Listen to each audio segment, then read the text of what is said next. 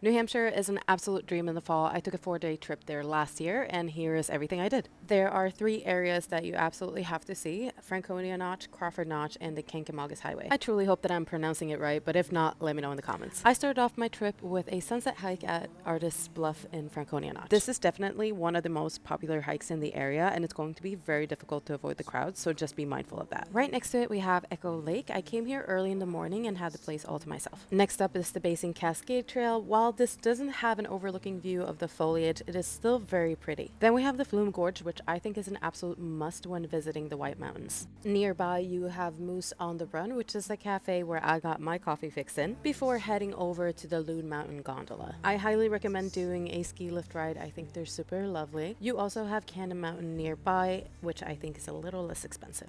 And just like that, we're right by the Kank, the beautiful scenic highway. You do have quite a few overlooks here, and I definitely recommend stopping by at the one that speaks to you. This is where I stopped because it was on a cloudy day, and it was pretty much the only one with a view that day. Other stops I recommend are the Lincoln Woods, Rocky Gorge, and Sabaday Falls.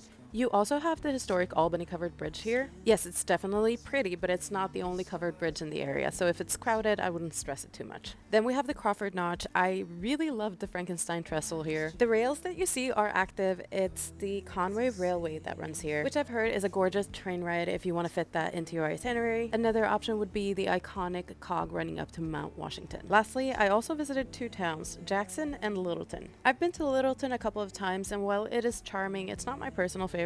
Jackson is even smaller, and while there's not a lot to do, they have a beautiful library, a puzzle store, and a coffee shop that's supposed to be good, but unfortunately was closed when I visited. If there's one thing I would add to this itinerary that I do not have footage of, is to visit a sugar house. Lastly, since we're entering the busy season, remember to be mindful, patient, and leave no trace.